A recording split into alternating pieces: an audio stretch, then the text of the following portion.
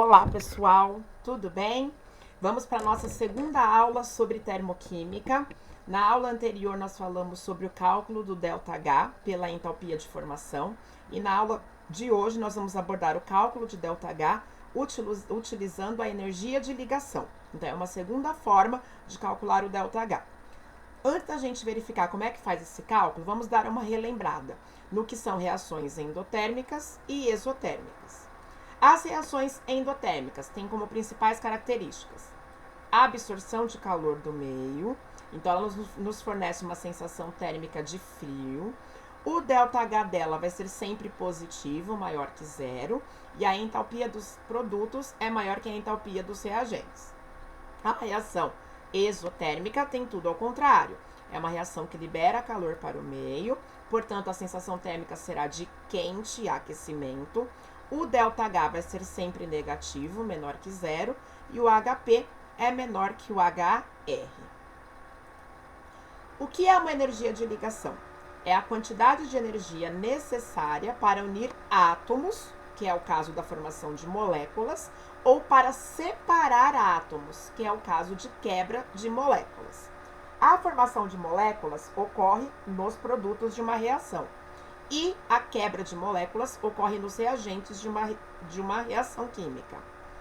Toda quebra de ligação é um processo que precisa de energia para ocorrer e separar os átomos. Sendo assim, nós temos uma absorção de energia, então isso indica que o nosso processo é endotérmico. Portanto, toda ligação quebrada vai receber o sinal de positivo. Já para formar as ligações, para os átomos se unirem, eles precisam liberar energia para que o sistema fique estável. Então, nós vamos ter uma liberação de energia. Então, trata-se de um processo exotérmico. Portanto, o sinal para ligações que vão ser formadas será negativo. Isso é uma regra muito valiosa. Para fazer o cálculo da energia, do ΔH pela energia de ligação, nós vamos ter a seguinte fórmula. Entalpia das ligações quebradas somada com a entalpia das ligações formadas.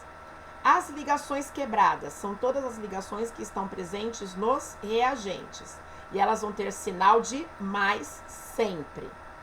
As ligações formadas são as que estão nos produtos e elas vão receber sempre o sinal de menos. Isso é uma regra que não vai mudar. Por que eu falo isso? Porque nós vamos ter agora uma tabela com as entalpias de ligação.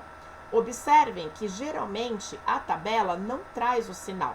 Então, por exemplo, C ligação simples com C tem um valor de 83,2 quilocalorias ou 347,8 quilojoules por mol de ligação.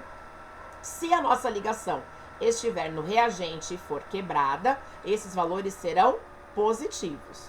Se essa ligação estiver numa molécula do produto, elas vão ter sinais negativos. Então, a nossa obrigação é atribuir o sinal correto de acordo com a posição da ligação, no reagente ou no produto. Lembrando que os reagentes estão antes da seta e os produtos estão depois. Vamos fazer um exemplo. Qual o valor da variação de entalpia em quilojoules da reação de combustão do etano? Fórmula C2H6. O primeiro passo é escrever a equação química devidamente montada e balanceada. Então, se trata-se de uma combustão, nós faremos a reação com o gás oxigênio e vamos liberar CO2 e água.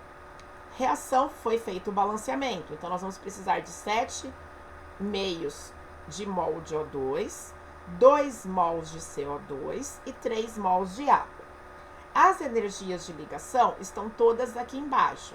C ligação simples com C, C ligação com H, O ligação dupla com O, C ligação dupla com O e O ligação simples com H. Todas em quilojoule por mol. Isso é muito importante. Todas as ligações têm que estar na mesma unidade de medida. Se não tiver, nós precisamos transformar. O segundo passo vai ser escrever a nossa reação na forma de ligações covalentes. Então, nós temos que lembrar das regras de ligação covalente, que é aquela que tem o compartilhamento de elétrons. Então, no C2H6, nós vamos ter os dois átomos de carbono com ligação simples entre si, e cada carbono vai fazer 3 ligações com hidrogênio, 3 ligações simples. Na molécula do O2, nós vamos ter uma ligação dupla entre os oxigênios. No CO2, nós teremos 2 ligações duplas entre C e O. E, por fim, no H2O, ligação simples entre O e H. Esse é o segundo passo. Terceiro passo, fazer a contagem das ligações e pensar no número de mols. Então, na primeira molécula, que é o etano, nós temos uma ligação de C com C. E nós teremos a ligação de C com H. Mas nós teremos 1, 2, 3, 4, 5, 6. Portanto, a ligação de C com H vai ser multiplicada por 6, porque nós vamos ter 6 mols de ligação. A molécula O2 é O ligação dupla com O. Então, a ligação já está aqui. Porém, na reação química, nós temos o balanceamento.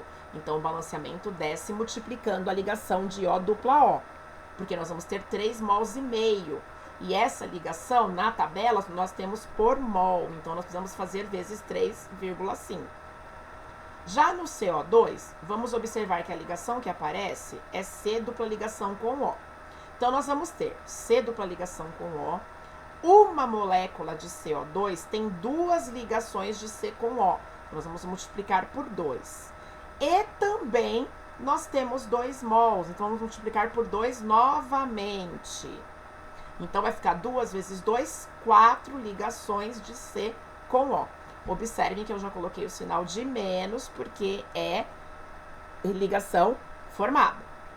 Na molécula de água, a ligação que aparece é de O com H. Está aqui. Porém, nós vamos ter 2 ligações de O com H na molécula de água. Então, nós vamos multiplicar por 2. E também teremos 3 mols. Então, eu vou multiplicar por 3 também.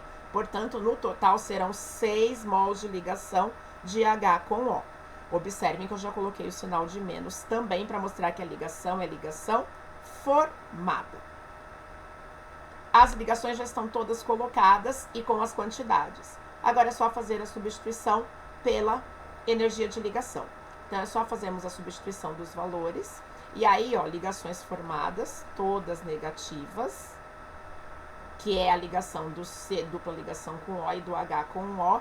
E aí, nós vamos fazer a somatória dos números, lembrando de respeitar a regra de sinal. Então, na verdade, nós teremos valores positivos, que são esses valores dos reagentes, e valores negativos, que são dos produtos. Vamos fazer a subtração e vai prevalecer o sinal do número maior. Nesse caso, o nosso resultado final vai dar menos 582,3 kJ, o que indica que essa reação é uma reação exotérmica, portanto, libera calor, já que seu ΔH é menor do que zero. Bons estudos, obrigada e até a próxima.